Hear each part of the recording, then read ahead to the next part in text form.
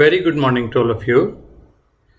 जैसा कि हम म्यूटेशन चैप्टर में पिछले कुछ चैप्टर्स में कुछ लेक्चर्स में हमने बातें करी, स्पॉन्टेनियस म्यूटेशंस क्या होते हैं और इंड्यूस्ड म्यूटेशंस क्या होते हैं। तो इंड्यूस्ड म्यूटेशन में हमने देखा कि या तो डेलिबरेटली यानी सोचे समझे तरीके से या एक्सीडेंटली अगर हम किसी ऑर्गेनिज्म को किसी नॉन म्यूटाजन के पास में एक्सपोज करवा पाते हैं या हो जाता है, कुदरतन हो जाता है, तो उसकी वजह से उसमें म्यूटेशन की जो फ्रीक्वेंसी है यानी कम टाइम में ज़्यादा म्यूटेशन होना वो तय हो जाता है। और इस टाइप के म्यूटेशन को हम क्या बोलते हैं? Induced mutation. पिछले लेक्चर में हमने देखा कि जो म्यूटाजेंस हैं वो दो टाइप के हमने कंसिडर करे थे, केमिकल एंड फिजिकल। और फिजिकल म्यूटाजेंस को हमने डिटेल में देखा था, जिनमें हमने आयनाइजिंग और नॉन आयनाइजिंग रेडिएशंस के बारे में डिटेल में बात करी थी। नॉन आयनाइजिंग रेडिएशंस आपको अच्छे से याद आ रहा होगा, हमने अल्ट्रावायलेट यानी यूवी रेज के बारे में बात करी थी, जो कि थायमीन डाइमर बना देते हैं या पायरिमिडीन डाइमर्स बना देते हैं। तो इससे क्या हो जाएगा? म्यूटेशन क्यों हो गया? ये तो स्ट्रक्चर में बदलाव आया ना। म्यूटेशन होने का कारण क्या है? म्यूटेशन होने का कारण ये है दोस्तों कि जब स्ट्रक्चरल चेंजेस डीएनए में आते हैं तो नॉर्मल जो डीएनए पॉलीमरेजेस होते हैं वो उस हिस्से का रेप्लिकेशन नहीं कर पाते। कुछ दूसरे टाइप के डीएनए पॉलीमरेजेस जिनमें प्रूफ रीडिंग एक्टिविटी नहीं होती वो उस हिस्से का रेप्लिकेशन करते हैं। तो जाहिर सी बात है, जिसमें प्रूफ रीडिंग एक्टिविटी ही नहीं है तो वो करेक्ट और इनकरेक्ट को ढंग से पहचान नहीं पाता है और वो कुछ भी नाइट्रोजनस बेस लगा के और वो बस कॉलम कंप्लीट करता है। एक तरह से डीएनए का सिंथेसिस जरूर करता है, लेकिन वो करेक्ट डीएनए बनेगा इस बात की वो गारंटी नहीं देता है और इस वजह से म्यूटेशंस आ जाते हैं। और आयनाइजिंग रेडिएशंस क्या करते हैं? वो रास्ते में आने वाले हर किसी एटम को आयन में तब्दील कर देंगे और वो आयन्स क्योंकि खुद अनस्टेबल होते हैं वो दूसरे किसी बायोकेमिकल को आयन में तब्दील कर देंगे और ये श्रृंखला चलती रहेगी और फाइनली डीएनए को वो आयन्स आकर उसके केमिकल कोवलेंट बॉन्ड्स को तोड़ देते हैं, जिसकी वजह से एबरेशंस, केमिकल एबरेशंस भी हो जाते हैं और अलग अलग टाइप के म्यूटेशंस होने के चांसेस बन जाते हैं। ठीक है, आज हम बात करेंगे केमिकल म्यूटाजेंस के बारे में। इनको हम बेसिकली 3 ब्रॉड कैटेगरीज में डिवाइड करते हैं। पहली है बेस मॉडिफाइंग एजेंट्स, और इसके नाम से आपको समझ में आ रहा है कि जो नाइट्रोजनस बेस है उसको ये मॉडिफाई कर देते हैं। जैसे कुछ होंगे जो उनके अमाइनो ग्रुप को रिमूव कर देंगे, तो उनको हम क्या बोलेंगे? डीएमिनेटिंग एजेंट्स। कुछ उन पर हाइड्रोक्सिल ग्रुप अटैच कर देंगे, हाइड्रोक्सिलेटिंग एजेंट्स। कौन सा होता है? NH2OH, डिटेल में बात करेंगे अभी। और या तो फिर उन पे alkyl group, methyl group, ethyl group, propyl group, ये कुछ ग्रुप लग जाए तो उसकी वजह से नाइट्रोजनस बेसिस का जो केमिकल स्ट्रक्चर है वो ही बदल जाएगा। और केमिकल स्ट्रक्चर बदलने से कैसे म्यूटेशन होंगे वो जरा हम आने वाले पार्ट में डिटेल में डिस्कस करेंगे। दूसरी कैटेगरी में हम बात करेंगे बेस एनालॉग्स, यानी ये केमिकल किसके जैसे होते हैं? नाइट्रोजनस बेसिस जैसे। इसलिए जब रेप्लिकेशन का टाइम होता है तो ये हो सकता है कि नाइट्रोजनस बेसिस की जगह ये डीएनए में इनकॉर्पोरेट हो जाए और म्यूटेशन करवा दें। तीसरी कैटेगरी हम कंसिडर करेंगे इंटरकैलेटिंग एजेंट्स, जैसा आपने नाम सुना होगा एक्रिडीन डाइज। ये डीएनए के जो कंसेक्यूटिव बेस पेयर्स हैं उनके बीच में फंस जाते हैं, जिसकी वजह से डीएनए की स्ट्रक्चर इस कदर डिस्टॉर्ट हो जाती है कि उसमें डिलीशन या एडिशन होने लगते हैं और फ्रेम शिफ्ट म्यूटेशन हो जाता है। तो चलिए हम इनको 1 by 1 बहुत डिटेल में बात करते हैं। केमिकल म्यूटेजेंस में से सबसे पहला जो प्रूवन केमिकल म्यूटाजन था वो मस्टर्ड गैस था। ऑरबैक ने वर्ल्ड वॉर II के टाइम पे इसके म्यूटाजेनिक इम्पैक्ट को एस्टेब्लिश किया था। ठीक है, उसके बाद में कई सारे केमिकल म्यूटाजेंस के बारे में हमें पता चला और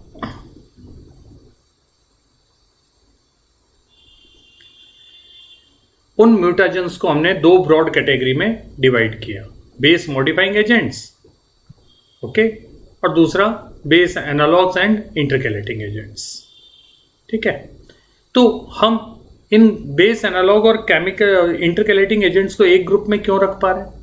इसलिए रख पा रहे हैं कि ये जो दोनों हैं ये सिर्फ और सिर्फ रेप्लिकेटिंग डीएनए, यानी डीएनए जब रेप्लिकेट कर रहा होगा तभी ये अपना म्यूटाजेनिक इंपैक्ट शो कर सकते हैं। नॉर्मल डीएनए अगर रेप्लिकेट जो नहीं कर रहा है उस वक्त अगर इनको दिया जाए तो ये अपना इंपैक्ट शो नहीं कर सकते। On the contrary base modifying agents जो होते हैं उनको चाहे रेप्लिकेटिंग फॉर्म में डीएनए हो चाहे नॉन रेप्लिकेटिंग फॉर्म में हो, किसी भी वक्त उनको दिया जाए तो वो अपना इंपैक्ट शो कर सकते हैं। ठीक है, तो जरा देखते हैं ये कैसे कर सकते हैं। सबसे पहले बेस मॉडिफाइंग एजेंट्स, जैसे कि इस टेबल में आप अच्छे तरीके से देख पा रहे हैं कि ग्वेनिन का नाइट्रस ऑक्साइड जो है वो, उससे अगर हम ट्रीटमेंट करते हैं तो ये ज़ैंथीन बन जाता है। ठीक है, इसी तरीके से अगर हम साइटोसिन का ट्रीटमेंट करवाते हैं तो यूरासिल बन जाता है और नाइट्रस ऑक्साइड एडेनिन के साथ में इंटरेक्ट करके हाइपोजेंथीन बना लेता है। तो ये सारे क्या हैं? डीएमिनेटिंग एजेंट्स हैं। और ये जो ज़ैंथीन, यूरासिल और हाइपोजेंथीन है, इनमें से जो ज़ैंथीन है वो म्यूटाजेनिक नहीं होगा। हालांकि केमिकल नेचर में चेंज आया है, लेकिन ये ज़ैंथीन भी साइटोसिन के साथ ही पेयर करता है, इस वजह से ये म्यूटाजेनिक नहीं होगा। ग्वेनिन भी साइटोसिन के साथ पेयर करता है। लेकिन जो यूरासिल और हाइपोजेंथीन है ये ऑल्टरनेटिव प्यूरिन और पायरिमिडीन के साथ बेस पेयर करने लगते हैं और उस वजह से म्यूटेशन हो जाता है। किस टाइप का म्यूटेशन हो जाएगा? Transition mutation. ये ट्रांजिशन म्यूटेशन कैसे होता है डिटेल में हम बात करेंगे। दूसरी कैटेगरी में हम बात करते हैं हाइड्रोक्सिलेटिंग एजेंट्स, NH2OH। ये हाइड्रोक्सिलेमीन साइटोसिन से रिएक्ट करके हाइड्रोक्सिलेमीन साइटोसिन बना देता है, जो कि ग्वेनिन से इंटरेक्ट ना करके किससे इंटरेक्ट करने लगता है? एडेनिन से। अगेन ये ट्रांजिशन करवा देगा। और तीसरी कैटेगरी में हम कंसिडर करते हैं दोस्तों अल्काइलेटिंग एजेंट्स। ये अल्काइलेटिंग एजेंट, जैसे ग्वेनिन के साथ में अगर हम मिथाइल मीथेन सल्फोनेट को इंटरेक्ट करवाते हैं तो ये मिथाइल ग्वेनिन बन जाता है। और ये मिथाइल ग्वेनिन की तरह साइटोसिन से पेयर ना करके किसके साथ पेयर करता है? थायमीन से। और उसकी वजह से वापस क्या हो जाता है? ट्रांजिशन। आपको याद आ रहा होगा ट्रांजिशन क्या होते हैं? ट्रांजिशंस वो टाइप के पॉइंट म्यूटेशन हैं जिनमें प्यूरीन को प्यूरीन से और पायरिमिडीन को पायरिमिडीन से रिप्लेस करवा दिया जाता है। तो अब ये कैसे होता है जरा हम इनको डिटेल में कंसिडर करते हैं। सबसे पहले डीएमिनेटिंग एजेंट्स। डीएमिनेटिंग एजेंट्स जो होते हैं वो AT2GC और GC2AT दोनों टाइप के ट्रांजिशंस करवा सकते हैं। ठीक है, ये ग्वेनिन, एडेनिन और साइटोसिन में बदलाव लाते हैं और ग्वेनिन में बदलाव लाके ये क्या बनाते हैं? ज़ैंथीन। और इसी तरीके से ये जो एडेनिन में बदलाव लाते हैं, जैसा कि आप इस टेबल में देख रहे हैं, तो ये क्या बनाएंगे? हाइपोजेंथीन। और साइटोसिन में बदलाव लाके ये क्या बनाते हैं? यूरासिल। तो इनका सभी का ऑल्टरनेटिंग प्यूरिन और पायरिमिडीन से पेयरिंग हो जाता है, एक्सेप्ट ज़ैंथीन। जैसा कि हम ऑलरेडी डिस्कस कर चुके हैं कि ग्वेनिन से जो ज़ैंथीन बनता है वो भी ग्वेनिन की तरह ही बेस पेयर करेगा, इसलिए ये म्यूटाजेनिक नहीं है। लेकिन एडेनिन और साइटोसिन से जो हाइपोजेंथीन और यूरासिल बनेंगे वो अल्टरनेटिव प्यूरिन एंड पायरिमिडीन से रिएक्ट करेंगे और AT2GC या GC2AT ट्रांजिशंस करवाएंगे। ठीक है, दूसरा ग्रुप आता है हाइड्रोक्सिलेटिंग एजेंट्स। हाइड्रोक्सिलेटिंग एजेंट ट्रांजिशन करवाते हैं, लेकिन एक ही टाइप का ट्रांजिशन करवाता है दोस्तों। कौन सा वाला? GC2AT, यानी G की जगह A आ जाएगा और C की जगह क्या आ जाएगा? T आ जाएगा। लेकिन AT2GC ये नहीं करवाते।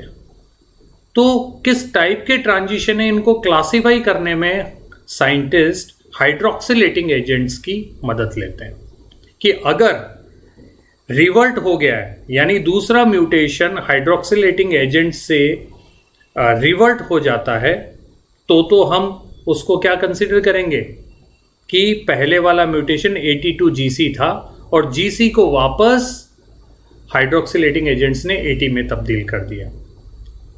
ओके, लेकिन अगर AT2GC पहला म्यूटेशन था, सॉरी GC2AT पहला म्यूटेशन है, तो AT जो बना है उसको रिवर्स हाइड्रोक्सिलेटिंग एजेंट नहीं करवा पाते हैं, और इस तरीके से हम पता लगा पाते हैं कि रिवर्सिबिलिटी के बेसिस पर किस टाइप का ट्रांजिशन हुआ है। ठीक है। तीसरी इंपॉर्टेंट कैटेगरी आती है alkylating agent.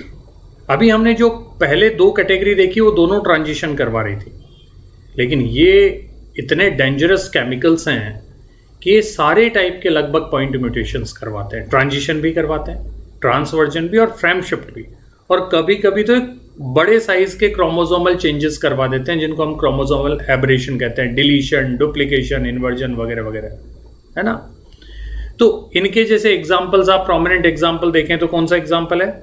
Methyl methane sulfonate और इथाइल मीथेन सल्फोनेट, MMS और EMS। MMS मिथाइल ग्रुप को डोनेट करता है और EMS किसको डोनेट करता है? इथाइल ग्रुप को।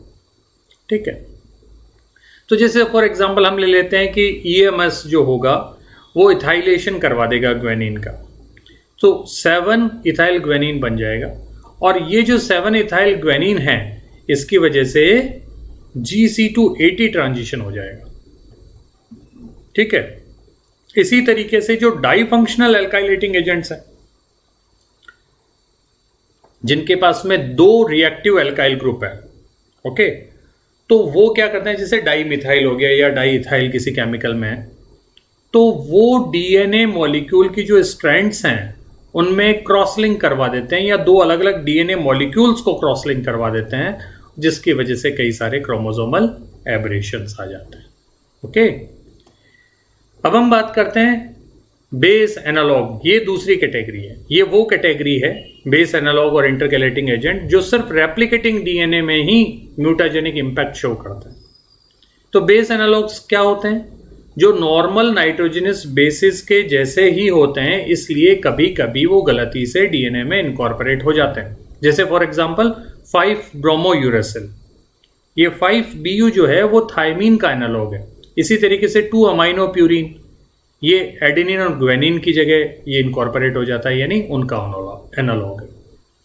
अब कहानी क्या है दोस्तों, जैसे हमने स्पॉन्टेनियस म्यूटेशंस की जो मॉलिक्यूलर बेसिस हमने डिस्कस किया, उसमें हमने ये देखा था कि जो जितने भी नाइट्रोजनस बेसिस हैं ये अपनी स्टेबल और रेयर फॉर्म में रहते हैं, कीटो इनोल और एमाइनो इमिनो। याद आ रहा है ना? वापस उस लेक्चर को देखिएगा, वो मॉलिक्यूलर बेसिस बहुत इंपॉर्टेंट है। टॉटोमेरिक शिफ्ट की वजह से ये होता है, जो कि वॉटसन और क्रिक ने हमें बताया था। तो इसी तरीके से ही ये जो बेस एनालॉग हैं ये भी स्टेबल और रेयर फॉर्म में होते हैं।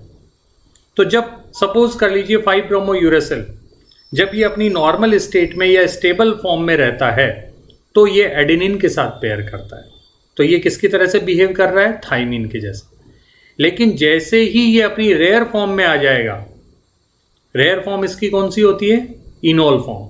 इनोल फॉर्म में आने के बाद में ये एडेनिन के बजाय किससे पेयर करेगा? ग्वेनिन से पेयर करेगा। तो ये पेयरिंग की वजह से कैसे ये म्यूटेशन करवाते हैं, जरा इस मैकेनिज्म को देखते हैं। फॉर एग्जांपल कि जब रेप्लिकेटिंग DNA था उस टाइम पे आपने 5-ब्रोमोयूरेसिल को इनकॉर्पोरेट किया और वो स्टेबल फॉर्म में है, तो मेजॉरिटी ऑफ टाइम में उसी फॉर्म में रहेगा, तो ये एडेनिन के अगेंस्ट में इनकॉर्पोरेट हो गया थाइमिन की जगह। ठीक है। तो अगला रेप्लिकेशन जब होगा तब तक ये म्यूटाजेनिक इंपैक्ट शो नहीं करेगा। अगले रेप्लिकेशन में मान लीजिए कि 5-ब्रोमोयूरेसिल इनोल फॉर्म में आ गया, रेयर फॉर्म में आ गया कुछ टाइम के लिए, और रेप्लिकेशन के टाइम पर अगर ये इनोल फॉर्म में आ गया तो ये अब किसके साथ पेयर कर जाएगा? ग्वेनिन के साथ पेयर कर जाएगा। और ग्वेनिन के साथ अगर ये पेयर कर जाएगा तो आप यहाँ पे देख पा रहे हैं कि उससे अगले रेप्लिकेशन में ग्वेनिन के अगेंस्ट में साइटोसिन इनकॉर्पोरेट हो जाएगा, यानी CG बन जाएगा। हम रेप्लिकेशन किसका कर रहे थे दोस्तों? TA का कर रहे थे, बन क्या गया? CG। इसका मतलब ये T की जगह C आ गया और A की जगह G आ गया। इसका मतलब प्यूरिन की जगह प्यूरिन आ गया, मतलब ये एक टाइप का ट्रांजिशन इवेंट हुआ।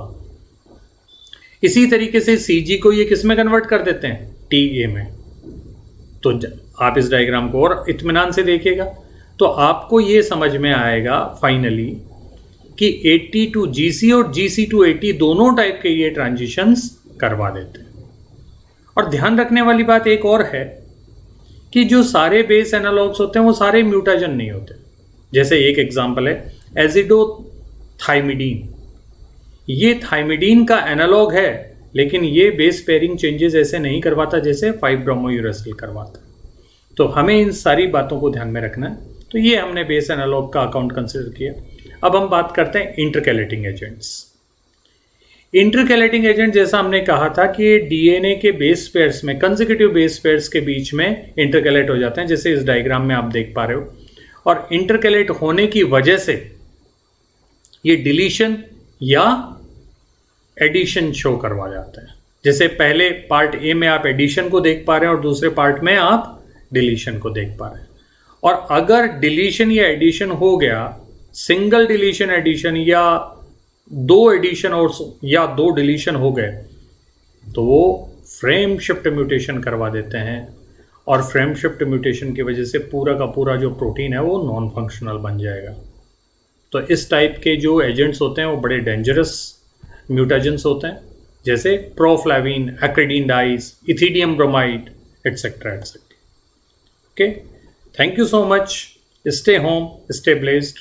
म्यूटेशंस के जितने भी टाइप्स थे वो हमने डिस्कस करे। म्यूटेशन की molecular mechanism, spontaneous, induced mutation, ये हमने सबने डिस्कस करे। इन सभी लेक्चर्स को आप बहुत अच्छे से देखिएगा। आपका म्यूटेशन वाला जो चैप्टर है वो पूरी तरीके से कंप्लीट होगा। इसके बाद में हम इस यूनिट का अगला हिस्सा डिस्कस करेंगे, एक्स्ट्रा न्यूक्लियर इनहेरिटेंस, यानी माइटोकॉन्ड्रिया और क्लोरोप्लास्ट इनहेरिटेंस के बारे में। थोड़ा बहुत आप उनको देखिएगा अपनी जो भी आपके पास किताबें उपलब्ध हैं। तब तक के लिए आप मास्क लगा के रखिएगा और हर किसी को प्रेरित करें कि आप मास्क लगाएं। कहीं पर भी किसी भी पब्लिक प्लेस में बिना मास्क आप ना जाएं। गवर्नमेंट की no mask no entry campaign को पूरी तरीके से आप सपोर्ट करें। Thank you so much. Stay blessed, stay